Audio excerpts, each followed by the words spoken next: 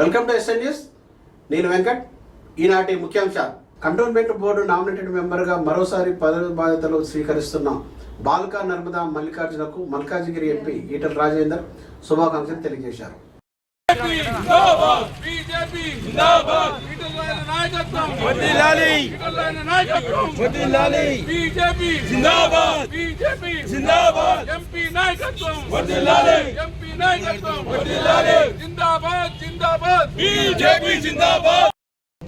Select చేసుకోవద్దు madam, sir మీరే select చేస్తారా?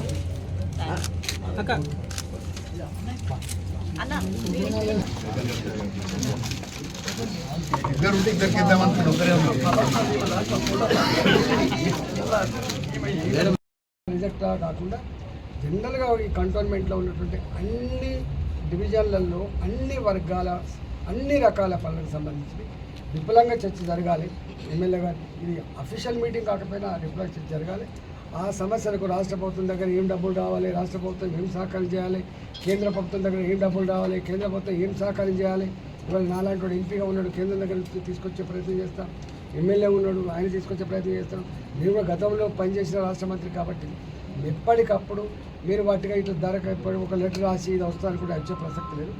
ఈ కాలంలో ప్రతి సమస్యను పరిశీలి చేస్తే తప్ప రాష్ట్ర ప్రభుత్వం దగ్గర కానీ కేంద్ర ప్రభుత్వం దగ్గర కానీ పరిశీలి చేస్తే తప్ప వెంటపడితే తప్ప పని కాదు. కాబట్టి మేము ఆ పని చేసి పెడతాం. మేము రేపు మీరు ఇక్కడ ఉంటారు, రేపు ఇంకో ట్రాన్స్ఫర్ అయిపోతాం. కానీ మాకు ట్రాన్స్ఫర్స్ ఉండవు. ఇక్కడ మేము ప్రజల మధ్యలో ఉండాలి, మళ్ళీ ప్రజల చేత మళ్ళీ ఆశీర్వాదం పొందట్లేదు అక్కడ ఉంటుంది. కాబట్టి ఇక్కడ పాలక మండలి లేదు కాబట్టి నామినేటెడ్ మెంబర్ ఎమ్మెల్యే గారు ఎంపీ గారు కూర్చోబెట్టి మొత్తం ఏమున్నాయి సమస్యలు, వాటి మీద ఏం చేయగలం, మేము ఏం చేస్తాం. నువ్వు ఒకవేళ నీ శక్తి లేకపోతే, నువ్వు చేసే సత్తా లేకపోతే, నీకు ఇంట్రెస్ట్ లేకపోతే మాలాంటి వాళ్ళమన్నా దాన్ని తీసుకొని నడిపెట్టిన ఆస్కారం ఉంటుంది. కాబట్టి రాబోయే కాలంలో తప్పకుండా కంటోన్మెంట్ ప్రజలు ఏదైతే ఇబ్బంది పడుతుంది, చాలా దిక్కుల 90 ఏళ్ళు 100 ఏళ్ళు ఉన్నటువంటి చిన్న చిన్న ఇళ్లను కూలగొట్టేటువంటి ప్రయత్నం చేస్తున్నారు. ఇట్లాంటి పిచ్చి ప్రయత్నం వద్దని చెప్తున్నాను. ఇట్లాంటి పిచ్చి ప్రయత్నం అది ఇలా ప్రజలను వేధించడం, ప్రజలు ఇబ్బంది పెట్టడం ప్రయత్నం చేయదని చెప్తున్నా. నిత్యం నోటీసులు ఇచ్చుడు, చెప్పకుండా చేయకుండా పోవుడు, కూలగొట్టుడు, వాళ్ళను ఇల్లుకు దూరం చేయడం అటువంటిది మంచిది కాదు. సమగ్రంగా ఈ 4-5 రోజుల్లో మళ్ళొకసారి అవసరమైతే కంటోన్మెంట్ అఫీషియల్ మీటింగ్ కాకుండా ఎమ్మెల్యే గారు, నేను, వారు ఆఫీసర్ కూర్చొని కంటోన్మెంట్లో ఏ సమస్యలు అయితే ఉన్నాయో ఆ సమస్యల పరిష్కారం మా ప్రయత్నం చేస్తాం. ఇవాళ బోర్డు మీద మీటింగ్లు ఏం లేవు, ఇష్యూస్ ఏమి లేవు, బ్రాడ్గా చెప్పినాం. సార్, ఇప్పుడు సివిల్ మెంబర్ని సంవత్సరం పొందించారని మీరు అంటున్నారు. ఇది ఏ విధంగా అర్థం చేసుకోవచ్చు? అంటే ఎన్నికలకి బ్రేక్ అన్నట్ట, లేకపోతే ఈ సంవత్సరం సేవలు మేడం గారు అందిస్తారా? మాట విని ఇది జనరల్గా విధించే ఆర్డర్. 1 ఇయర్ కోసం 2 నెలలకు రావచ్చు ఎన్నికలు, 3 నెలలకు రావచ్చు, ఏదైనా జరగచ్చు. సీనియర్లకు అవకాశం కల్పిస్తున్నారు, మరి దాని మీద మీరు ఏం మాట్లాడారు? తప్పేదా?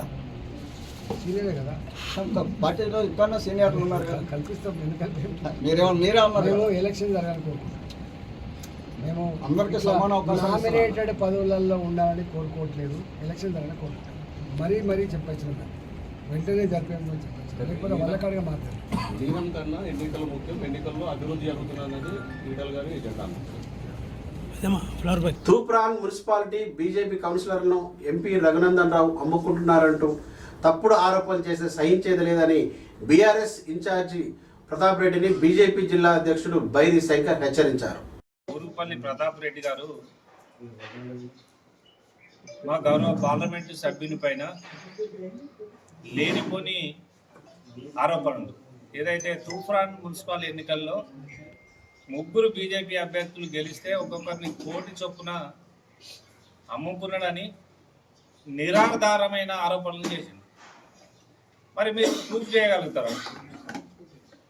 నీ వర్గానికి చెందిన వ్యక్తిని తూప్రాన్లో మున్సిపల్ చైర్మన్ కాలేదనే అక్కస్తోటి నువ్వు కూడా రఘునందన్ రావు దగ్గరికి పోయినావు కదా కాళ్ళబేరానికి. నీ వర్గానికి సంబంధించిన వ్యక్తి చైర్మన్ కావాలని నువ్వెందుకు పోయినావు రఘునందన్ రావు దగ్గరికి? అది పదాలు జవాబు చెప్పు. గురివింద గుంజ సామెతగా నీ కింద ఉన్న నలుపును నువ్వు పదాలు తెలుసుకో. నువ్వు ఎక్కడి నుంచి నీ రాజకీయ ప్రస్థానం స్టార్ట్ అయింది? నువ్వు ఎక్కడికి వచ్చి ఆగినావు? నువ్వు పోయిన ఎలక్షన్లో రేవంత్ రెడ్డి తోటి టీడీపీ నుంచి నువ్వు కాంగ్రెస్లో చేరినావు. అప్పుడు ఎంత డబ్బులకు నువ్వు అమ్ముడు పోయి కాంగ్రెస్ పార్టీలో చేరినావు. దాని తర్వాత కాంగ్రెస్ పార్టీ నుంచి నువ్వు టీఆర్ఎస్లో చేరినావు. నువ్వు టీఆర్ఎస్లో చేరినప్పుడు నువ్వెంత డబ్బులకు అమ్ముడు పోయావు. నువ్వు గత ఎలక్షన్లో కేసీఆర్ను ఓడగొట్టమని హరీష్ రావే నాకు డబ్బులు ఇచ్చిండు, కేసీఆర్ను ఓడగొట్టమన్నాడు. నువ్వు ఎన్ని డబ్బులు హరీష్ రావు దగ్గర తీసుకొని కేసీఆర్ని ఓడగొట్టేందుకు ప్రయత్నం చేసినావు. మళ్ళీ కేటీఆర్ సంకల దొరి కేటీఆర్ దగ్గర డబ్బులు తీసుకొని హరీష్ రావు మీద ఆరోపణలు చేసినావు. అంటే నీ నోరు కాదు, నీది తాటిమట్టనా? నువ్వు ఎప్పుడు ఏది మాట్లాడితే అదే కరెక్ట్ అనుకున్నా అనేది కరెక్ట్ కాదు. నువ్వు లేనిపోని ఆరోపణలు ఏదైతే కోట మైసమ్మ గుడికాడికి ప్రమాణం చేస్తా అని చెప్పినావో నీకు గుళ్ళే దొరదాం. అదే రఘునందన్ రావును మేము తీసుకొస్తాం. నువ్వు 3 కోట్ల రూపాయలు రఘునందన్ రావుకి ఎవరిచ్చారో నువ్వు ప్రూవ్ చేయాలి. లేకపోతే తడి బట్టలతోటి నువ్వు గుళ్ళే దొరాలి. దొరకపోతే నీకు తగిన శిక్ష ఈ గజ్వెల్ పట్టణంలోనే జరుగుతుంది. నువ్వు బిడ్డ అనుకుంటున్నావు, నీ ఇష్టం ఉన్నట్టు రాజకీయాలు చేస్తే బ్రోకరేషాలు వేస్తే నీ బ్రోకరేషాలకు నీలాగా అందరూ బ్రోకర్ పని చెయ్యరు. నువ్వు ఫామ్ హౌస్కి వెళ్ళి సూట్ కేసులు తెచ్చి నువ్వు సగం డబ్బులు ఖర్చు పెట్టి కౌన్సిలర్లకు ఇచ్చి సగం డబ్బులు తిన్నది ఎవరికి తెలియదు అనుకుంటున్నావా? నువ్వు డబ్బులు ఇచ్చి ఓటర్లను కొని మళ్ళా ఓటర్లను గెలిచిన కౌన్సిలర్లను నువ్వు అమ్ముకున్న చరిత్ర నీది. అట్లాంటిది ప్రజల కోసం 24 గంటలు పనిచేసే మా గౌరవ పార్లమెంటు సభ్యుని మీద మీరు లేనిపోని ఆరోపణలు చేయడం అనేది సరైన పద్ధతి కాదు. బిడ్డ నువ్వు ఇట్లాంటి మళ్ళీ రఘునందన్ రావు జోలికి వస్తే ఖబర్దార్. రాబో రోజులలో నీకు భారతీయ జనతా పార్టీ తప్పకుండా బుద్ధి చెప్తుంది. మేమందరం కూడా నిన్ను నీ అవినీతి భాగవతాన్ని నువ్వు ఒకప్పుడు నీ ఆస్తులు ఎంత, ఇప్పుడు నీ ఆస్తులు ఎంత మొత్తం ఒక్కొక్కటిగా బయటగా తీస్తాం. తప్పకుండా రాబో రోజులలో నువ్వు రమ్మను కోట మైసమ్మ కాడికి. నేను రఘునందన్ రావు నేను తీసుకొని వస్తా జిల్లా అధ్యక్షుడిగా. నువ్వు డేటు టైము చెప్పు, ఆ టైంకు రఘునందన్ రావు తీసుకొస్తా. నువ్వు చూస్తావా గుళ్ళే, మేము చూస్తామా అనేది తెలుస్తుంది నీకు. నువ్వు ఖచ్చితమైన ఆధారాలతోటి నువ్వు తీసుకురా, డేటు టైం నువ్వు చెప్పు. ఆ టైంకు నేను ఎంపీ గారిని తీసుకొని ఈ గజ్వెల్ కోట మైసమ్మ సాక్షిగా మేము ఆడ ఒక స్టేజ్ చేస్తాం. రా బిడ్డ ఎప్పుడో చెప్పు, ఆ టైంకు నేను ఎంపీ గారిని తీసుకొస్తా. లేదంటే బేషరతుగా ఎంపీ గారికి క్షమాపణలు చెప్పి నువ్వు అపాలజీ కోరాల్సిందిగా విజ్ఞప్తి చేస్తావు. త్వరలో లైన్మెన్ పోస్టులో భర్తీ చేయనున్నట్లు మంత్రి గుడిపాటి రవికుమార్ వెల్లడించారు. ఏపీ డిపిసిఎల్ పరిధిలో లైన్మెన్లు పోస్టులు ఖాళీగా ఉన్నాయని వాటిని అతి త్వరలో భర్తీ చేయనున్నట్లు ఆంధ్రప్రదేశ్ విద్యుత్ శాఖ మంత్రి గుడిపాటి రవికుమార్ వెల్లడించారు. ఏపీడిఎస్ఎల్ పరిధిలో 70,26,237 మంది వినియోగదారులు ఉన్నారు సార్. 30 డివిజన్లు ఉన్నాయి, 97 సబ్ డివిజన్లు ఉన్నాయి. అదేవిధంగా 342 సెక్షన్ల ద్వారా వినియోగదారులకు సేవలు అందిస్తూ ఉన్నారు సార్ ఈ డిపార్ట్మెంటు. ఇందాక కొరత ఉందని చెప్పాం కదా సార్. దాదాపు 7,831 గాను 4,884 మంది పోస్టులు ఫిల్ అయినాయి సార్. అది కాకుండా ఇటీవల ఎనర్జీ అసిస్టెంట్ని 5,585 మందిని ఎలక్ట్రిసిటీ డిపార్ట్మెంట్ తీసుకొని వాళ్ళ సేవలు కూడా ఉపయోగించుకుంటా ఉన్నాము. వాళ్ళకి అందరూ కూడా సెంటర్ ఫర్ ఎక్సలెన్స్ అని చెప్పి విశాఖపట్నంలో తీసుకెళ్ళి ట్రైనింగ్ ఇప్పించి వాళ్ళని కూడా విద్యుత్ సేవలకు వినియోగించుకుంటున్నాం సార్. ఇది కాకుండా అవుట్ సోర్సింగ్ పద్ధతి ద్వారా ఎస్పీడీఎస్ఎల్లో కానీ, సిపిలో కానీ, ఈపీలో కానీ దాదాపు 8,773 మంది ఎస్పీడీఎస్ఎల్లో పనిచేస్తున్నారు.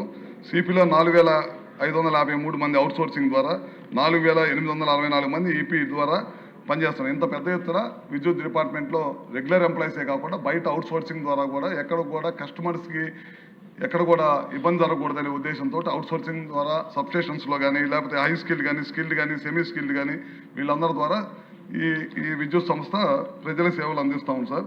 అది కూడా ఇందాక చెప్పారు, కొంతమేరకు గ్యాప్స్ ఉన్న మాట వస్తే వాటిని అన్నింటిని కూడా ప్రభుత్వం ఆలోచన చేస్తుంది. ఏఈలు, లైన్ మ్యాన్లు కొరత ఉండటం వల్ల కొన్ని సేవలు ప్రజలకి నాణ్యమైన సేవలు అందమనే ఉద్దేశంతో ఎమ్మెల్యే గారు అడిగారు. వాటి మీద కూడా ప్రత్యేక దృష్టి పెట్టి ముఖ్యమంత్రి గారు చేస్తూ ఉన్నారు.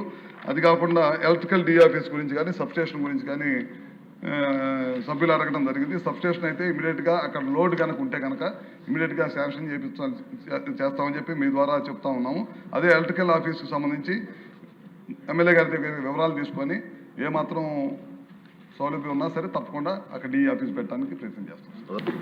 ఈ తేదీ నాటికి ఏపీ ఈపీడీఎస్ఎల్లో ఖాళీ ఉన్న పోస్టులు ఎనర్జీ అసిస్టెంట్లు 581, జూనియర్ లైన్ మ్యాన్లు 1,260 మంది, అసిస్టెంట్ లైన్ మ్యాన్లు 1,184 మంది, లైన్ మ్యాన్లు 22 మంది ఉన్నారు సార్. మూడో ప్రశ్న, వాటిని నియమించడానికి ప్రభుత్వం దగ్గర ఏదైనా ఆలోచన ఉందా అని అడిగారు సార్. ఆలోచనలో ఉన్నాం. రామ్లీలా మైదానంలో సేవలాల్ జయంతి వేడుకలు. బంజారా జాతి ఆరాధ దైవం సంత్ శ్రీ సేవలాల్ మహారాజ్ ఆశయాలు నేటి తరానికి మార్గదర్శకాలు కావాలని జిల్లా కలెక్టర్ రాజసింహ పేర్కొన్నారు.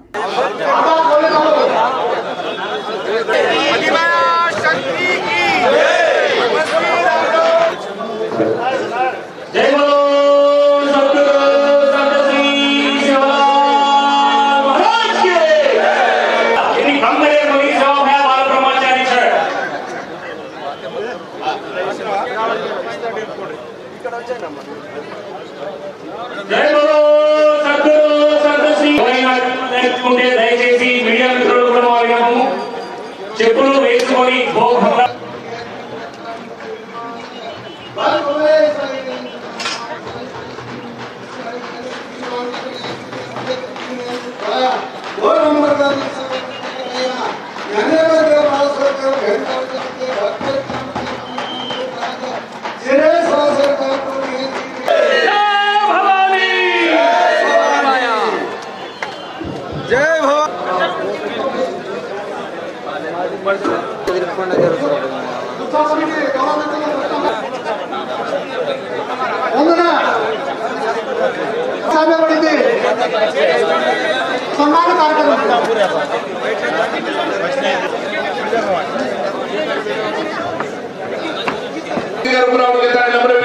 समाज सारू काम करायचं.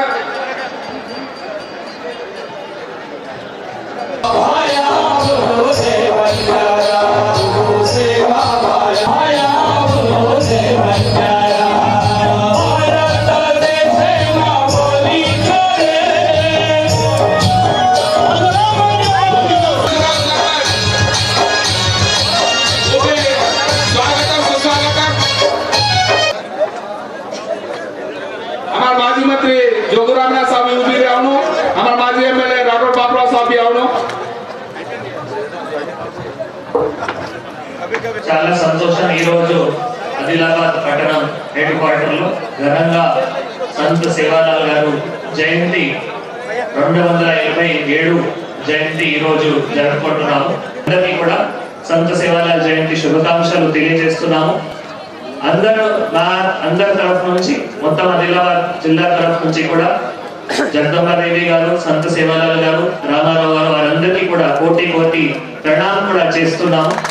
మనం ఏ విధంగా ఇప్పుడు పెద్దలు గాని యువతులు గాని సంత్ సేవాలాల్ గారు, రామారావు గారు, జగదంబాదేవి గారు వాటి గురించి ఏ విధంగా మనం పాటిస్తున్నాము, వచ్చిన యూత్ కూడా అదే విధంగా పాటించాలి. వారు ఏ విధంగా మళ్ళీ మొత్తం భారతదేశానికి ఒక దిక్సూచి అయ్యారు.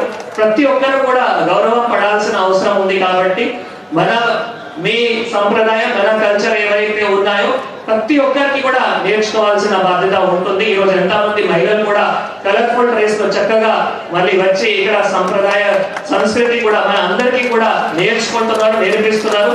మీరు మళ్ళీ దాంట్లో చాలా మంది మా ఎంప్లాయీస్ కూడా ఉన్నారు. సో మా ఎంప్లాయీస్ కూడా చాలా కష్టపడి మళ్ళీ అన్ని తాండాల్లో కానీ అన్ని గుడాల్లో కానీ కూడా సేవ చేస్తున్నారు. ఇందాక చెప్పారు హెల్త్ విషయంలో కానీ ఎడ్యుకేషన్ విషయంలో కానీ. సో ఎంప్లాయీస్ అందరికీ కూడా నా తరఫు నుంచి కూడా శుభాకాంక్షలు తెలియజేస్తున్నాము. ఎందుకంటే జిల్లాలో ఏమైనా అవార్డ్స్ వచ్చినా కూడా ఎంప్లాయీస్ కష్టపడితేనే అవార్డ్స్ వస్తాయి. సో దాంట్లో చాలా మంది ఎంప్లాయీస్ కూడా కష్టపడుతున్నారు. కాబట్టి ఎంప్లాయీస్ కూడా నేను నా తరఫు నుంచి శుభాకాంక్షలు తెలియజేస్తున్నాను.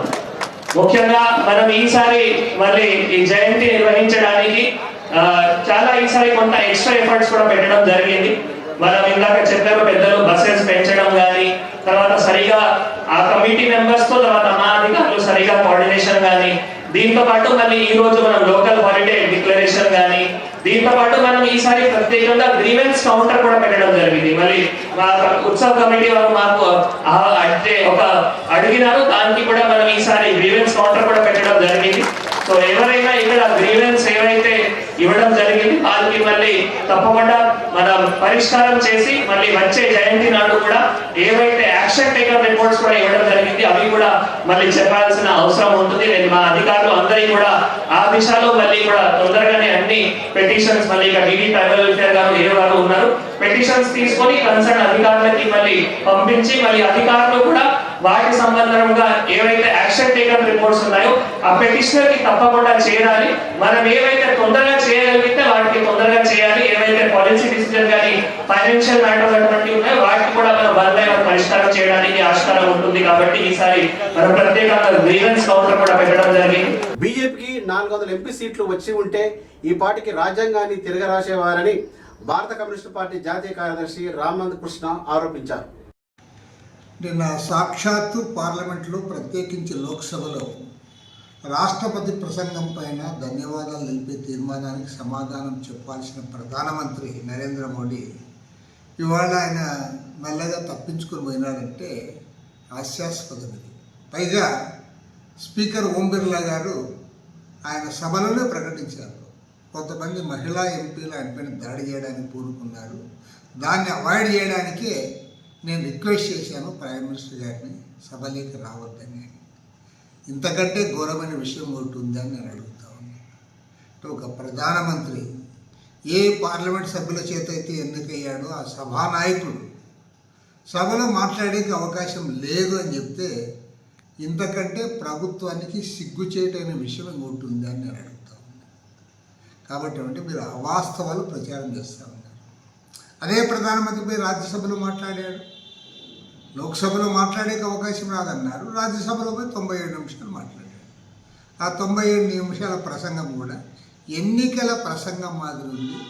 ఇతరులను కించపరిచే పద్ధతుల్లో, అవమానించే పద్ధతుల్లో, ప్రత్యర్థి పార్టీలను కించపరిచే పద్ధతుల్లో కాంగ్రెస్ పార్టీని విమర్శిస్తాడు, కమ్యూనిస్ట్ పార్టీని విమర్శిస్తారు, తృణమూల్ కాంగ్రెస్ని విమర్శిస్తావు.